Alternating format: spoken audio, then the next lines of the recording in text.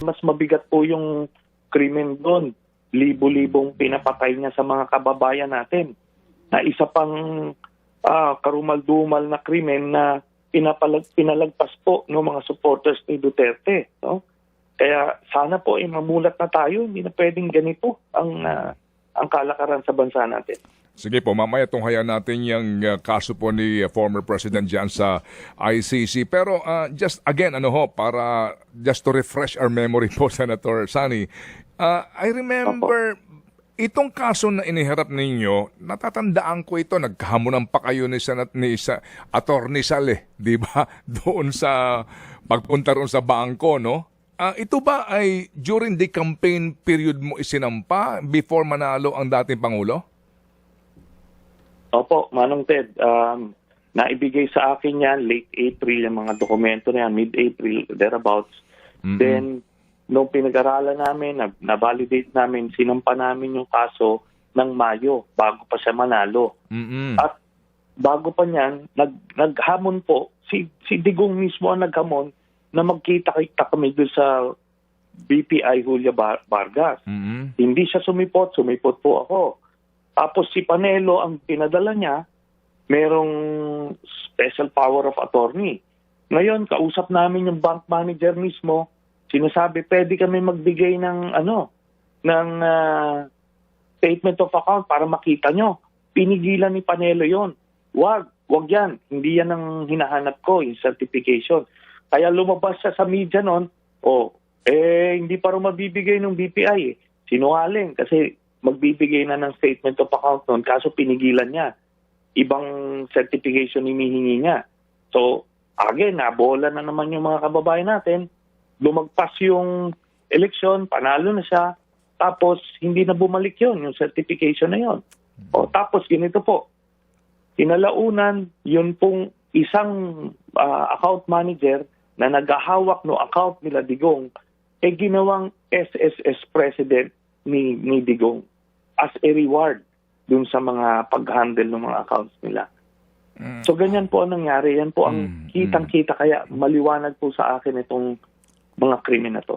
At yung nga po, pag-upo ng dating presidente, ito na nga, kinasuhan itong si Karandang and then natanggal sa serbisyo. Siya ba ay nakausap niyo mismo after this decision? After the decision, di po. Wala na po kaming contact noon. So, ilang taon. Pero, yun na nga, isa sa casualty. Biruin nyo, ginagawa niya yung trabaho niya. Nag-imbestiga siya, base dun sa kasong Finalco, at nakumpirma niya, na-validate niya back then. Kaya nga itong mga kababayan natin na nagugulat ngayon na kinumpirma ng AMLAC, yung mga specific transactions, 8 years ago, kinumpirma na yan ng ombudsman. Kaso talagang pilit na talagang kinumbinsin ng mga kababayan natin na matino itong si Digong. Kaya po, ganito na. Nagka-letse-letse na yung bayan natin. Nasaan kaya ngayon si former Deputy Ombudsman? Kasi we're trying to reach him also nga para sa kanya pong panig dito po sa itong landmark decision na ito ng Supreme Court. Sa pagkaalam ko, nandito lang po siya, retirado na nga po siya, inaantay niya yung pension na yan siguro. So, malaking bagay po ito sa kanya. Malaking personal vindication and kahit papano, compensation dun sa mga nawalang kabuhayan niya all these years. Oo nga po, kasi nga ang desisyon dito ibalik yung mga dapat ibigay sa kanya ng mga benepisyo ay dapat na ibigay bagamat nagtapos na yung kanyang term as Deputy Ombudsman. Sige po, so dito po sa account na ito, ito rin yung same account na napag-usapan doon sa impeachment hearing na may pangalang Sammy Uy? Opo, it's the same account po yan. Yan yung tinatawag kong mother account na 2.4 billion pesos po ang pumasok sa account ni Sara Duterte at ni Digong. Kaya joint account po yan, kaya sakop po siya nung impeachment. At dun sa 2.4 billion na yan, nakita doon yung mga checking ibinigay ni Sammy Uy doon sa bawat miyembro ng pamilya from 2011 to 2013. Tapos, pag nakita ko po na anong inanalyze po namin, siguro na-realize nila na may paper trail silang iniiwan. Nung nahinto na ito, pero tuloy-tuloy pa rin yung pagpasok. Kaya ang aking conclusion nito ay si Sammy Uy rin ang nagpapasok nito. Kaya yung buong 2 billion na yun ay galing sa illegal drugs. Opo. So, dividendo nila yan. Kasi parehas po ng mga time eh. Kung kailan nagbibigay ng cheque, parehas din po dun sa time na nagde-deposito. Yun po yun. Oh, pero at that time, kasi alam naman natin na meron tayong confidentiality sa mga bank deposits, no? And pati nga ang AMLAC, actually, meron sila mga panuntunan sa paglalabas ng informasyon. And that time, saan ka nakakuha ng informasyon? Sorry, just kung sakali man na maaari mong i-share sa amin ito. Opo. Kagaya nung nailahad ko nung 2016 at nung Quadcom at nung nakaraang hearing, ito ay binigay sa akin ng isang whistleblower na nagngangalang Mike Joseph de Mesa. So ito ay nagbigay nito, sabi niya kaanak niya ang napagkuhanan niya to na galing sa isang ahensya ng gobyerno. Yun po yun.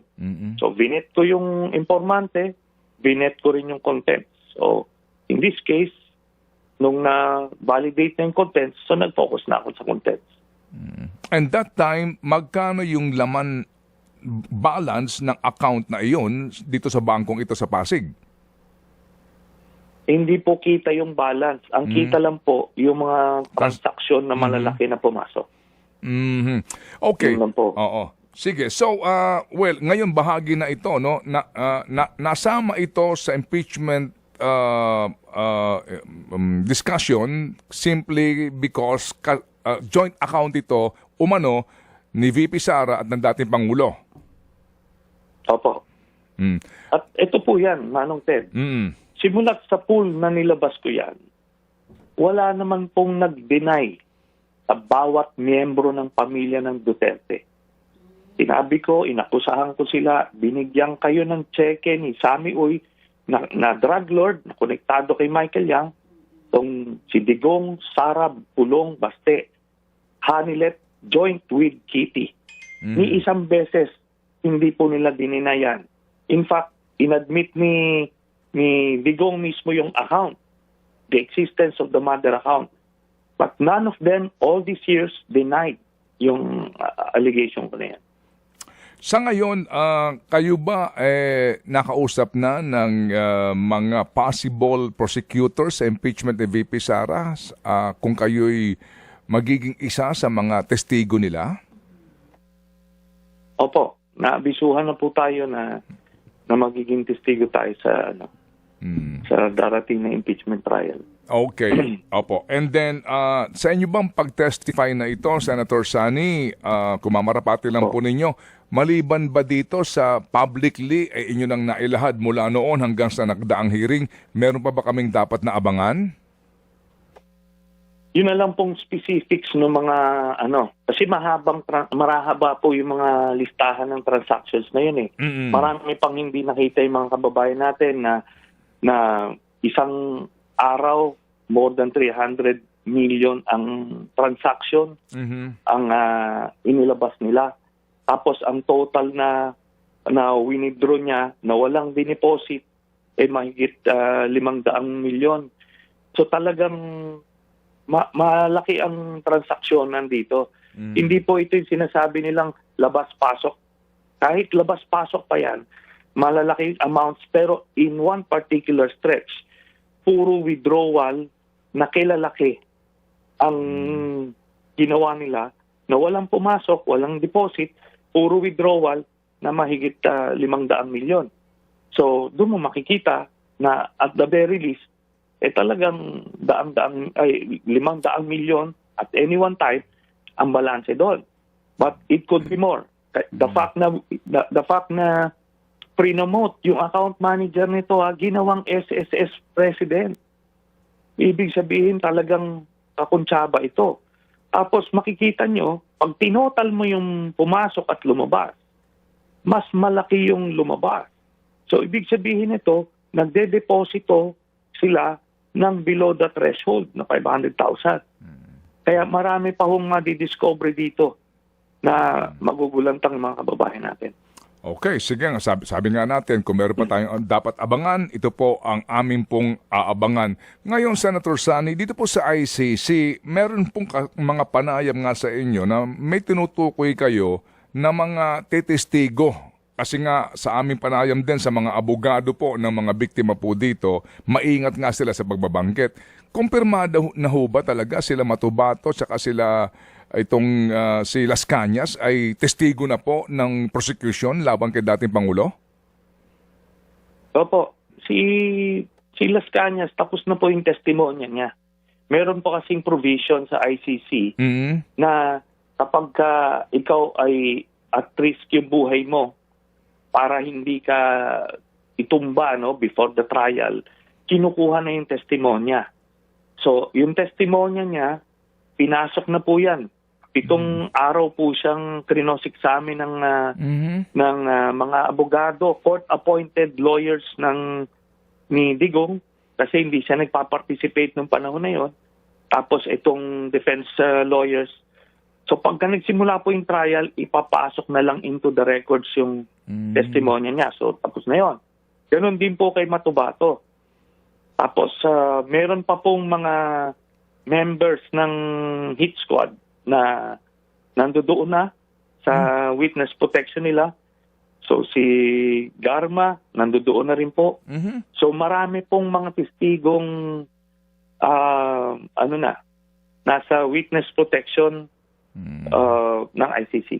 So kumbaga kapag kasi ngayon meron pang apela and pagbibigyan naman niya yata ulit ng ICC sa due process yung apela doon nga sa confirmation tong mga charges na ito tsaka yung pagsisimula ng trial. So lalabas dito, Senator Sani, na pag nag-trial na, ang ilalabas na lang nila, visuals ba ito ng testimony nila Las Cañas o sworn statement na lang, hindi na ma-expose pa doon sa mismong trial yung testigo? Ganun yon? Yun pong kay, sa pagkakalam ko, yung pong kay Matubato at kay Las Cañas. Sila, yung kanilang video recorded na testimony ay ipapasok into the records. Kasi na po yon because of that special provision. Pero yung iba, po yon live po yan, actual po yan. Na i-cross-examine sila. Okay. Itong si Garma, kinukumpirma mo na hawak na ngayon ng witness protection ng ICC. Meron na rin siyang ganun din na inilabas na unang affidavit. Dumaan na rin sa cross-examination ng both parties? Hindi pa ho. Yung kay Garma, siya ay magte-testify during the trial. Iba lang yung kaso nila Las Cañas at Matubato dahil bukod sa at-risk sila physically sa assassination, meron din silang mga health concerns. So yan po. Ngayon itong kay yung kay Garma, ito siya dahil supposed to be wanted ho yan dito sa atin, meron siyang murder case. Kaso dahil nag-cooperate siya diyan sa ICC, napawalang visa po yung mga anuman Interpol Red Notice na nilabas. Ganun din po kina Matubato at Las Cañas. Lahat po ng mga yung Interpol Red Notice ni Las Cañas noon napawalang visa dahil nag-cooperate siya sa ICC. Pero itong kay Garma kasi, I remember, pending case ito, murder. Sa Mandaluyong ito, ang balita mo na, paano yung pamilya nung napatay dito na officer ng PCSO? Ganun po ang sitwasyon. Nakuha na siya ng ICC Witness Protection. So, hindi na po siya mahahabol doon. Si Las Cañas din po, kinasuhan. Si Matubato, may mga kaso din sila. Pero dahil nag-cooperate sila sa ICC, po yan may may precedent siya. Kaya hindi na ho sila makukuha. Pero ang ano nga nun, that is with the condition na kailangan magko-cooperate sila fully at magte-testify sila na maayos. Otherwise, isosoli sila dito.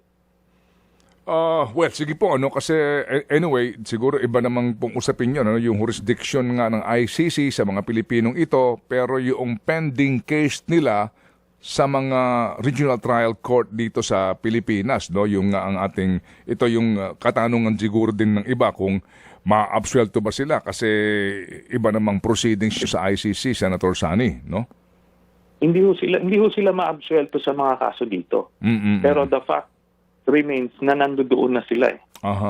So protektado na sila nung sistema doon na ICC. Parang asylum o refugee status na sila. Okay, opo. Sige. Sir, ano bang balita nyo? Kasi may mga informasyon talaga na nanggagaling po sa inyo and eventually nga it turns out na positive, no? Meron na bang arrest warrant sila Senator Bato? At saka yung ilang pa mga dating hepe ng pambansang pulisya, maging sila Secretary Vitaliano Aguirre? Well, hindi po ako at liberty to confirm yung kay Bato. Pero alam niya po yan, no? Alam na po niya yan kung ano man yung katotohanan dyan. Doon naman sa iba, ang pagkakaalam ko po ay dinedevelop pa yung kaso sa kanila. Nasa case build-up.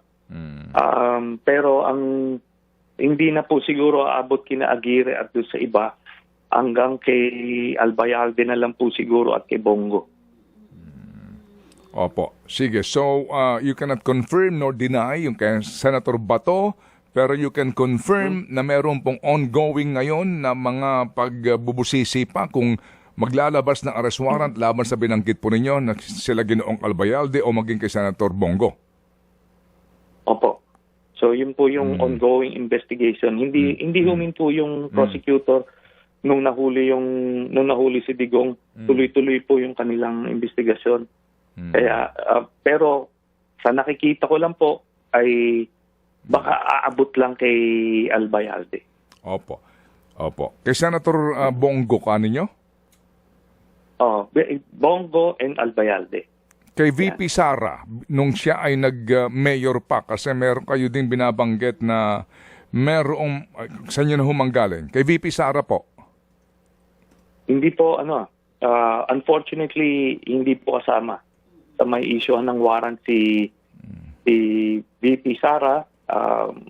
Ngayon, o kailanman, hindi na po aabot yung threshold na evidence. Kasi mataas po ang threshold ng evidence na hinahanap ng ICC prosecutors. While meron nagsabi na banggit ng ilang testigo si Sara, but according to the ICC by standards, hindi aabot. Opo. Kasi nga mataas po yung panuntunan para ka talaga maidawit po sa kaso at maging co-perpetrator, ang bansag nga po ang tawag po, Senator Sani. Opo. Okay, sige. So even yung mga na-mention, go ahead. Even po yung mga na-mention na co-perpetrators, hindi naman automatic ay ma-issuean sila ng warrant.